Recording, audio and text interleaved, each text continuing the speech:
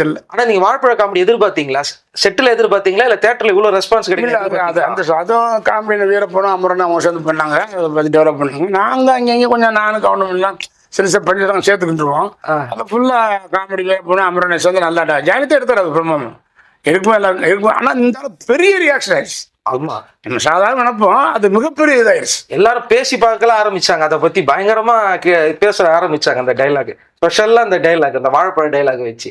அதே மாதிரி நீங்களும் கவுண்டமணி சார் வர்ற இடத்துல மட்டும் எப்படி ராஜா சார் ஸ்பெஷல்ல உங்க காமெடி மட்டும் அவ்வளவு ஸ்பெஷலா ஒர்க் ஆகுது? எப்படி நீங்களும் கவுண்டமணி சார் வர்ற மட்டும் தனியா இருக்குது, தனித்துவமா இருக்குது காமெடி? அது இப்போ அமைப்பு ஃபர்ஸ்ட் படம் மண்ணுக்கு தப்புன்னு கவுண்டமணி வைத்தியர், நாட்டு வைத்தியர். ஆமா, நல்லா பண்ணிப்பாரு. ஆனா நீங்க அந்த சாப்பாடு சாப்பிட்ற இடத்துல அவர் சொல்லுவார் பாருங்க, நான் வீட்டுல வந்து முள்ளு போட்டு வச்சிருந்தேன், நீங்க சொல்லி நான் ஜம்ப் பண்ணி வந்துட்டு அப்படின்னாங்க பாருங்க.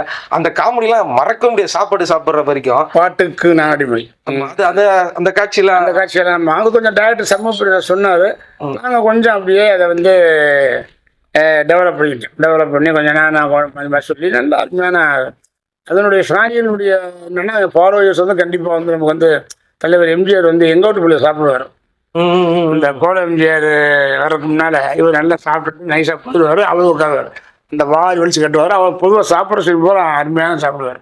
அந்த மாதிரி தான் பாட்டு கடுமையை நான் வந்து அந்த சீன் ஐடியா பண்ணி பண்ணோம்.